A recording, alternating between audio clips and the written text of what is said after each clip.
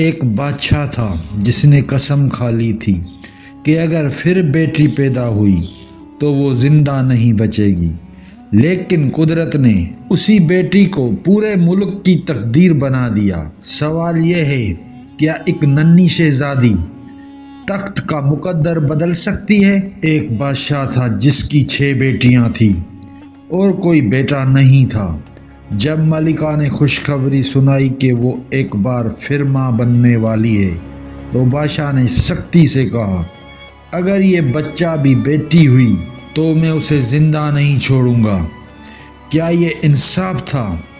وقت آیا اور ایک نہایت حسین بچی دنیا میں آئی۔ دایا نے جیسے ہی اس کا چہرہ دیکھا وہ اسے مار نہ سکی۔ بچی مسکراتی اور اس کے ہونٹوں سے خوشبودار پھول جھڑنے لگے۔ کیا یہ عام بچی تھی؟ راز میں پرورش۔ ملکہ نے دایا کو سونا چاندی دے کر کہا، بادشاہ سے جھوٹ بول دو۔ یوں وہ شہزادی خفیہ طور پر پلنے لگی۔ جیسے جیسے وہ چلنے لگی اس کے قدموں سے سونے اور چاندی کی اینٹیں نکلنے لگی۔ قدرت کیا اشارہ دے رہی تھی۔ کچھ عرصہ گزرا، ملک میں قحط آ گیا، خزانے خالی ہو گئے۔ ملکہ نے اپنا چھپا ہوا خزانہ نکالا اور بادشاہ کے سامنے رکھ دیا۔ بادشاہ حیران رہ گیا اور وجہ پوچھی۔ ملکہ نے کہا، پہلے وعدہ کریں کہ میری جان بخشی ہوگی۔ وعدہ ہوا تو ملکہ 7ویں بیٹی کو سامنے لے آئی۔ بادشاہ کا دل پسیج گیا۔ اس نے شہزادی کو سینے سے لگا لیا اور ملکہ کو معاف کر دیا۔ لیکن سوال یہ ہے، کیا سب کے دل صاف تھے؟ بڑی بہنوں کے دلوں میں حسد کی آگ بھڑک اٹھی۔ بادشاہ نے فساد سے بچنے کے لیے چھوٹی شہزادی کے لیے الگ شاندار محل بنوا دیا۔ ایک دن بادشاہ سفر پر جانے لگا۔ اس نے بیٹیوں سے پوچھا، واپسی پر کیا تحفہ لاؤں؟ چھوٹی شہزادی دعا میں مصروف تھی۔ اس نے کنیز سے کہا، ابا سے کہنا صبر۔ بادشاہ واپسی پر ایک ڈبہ لایا اور کہا، یہ ہے صبر۔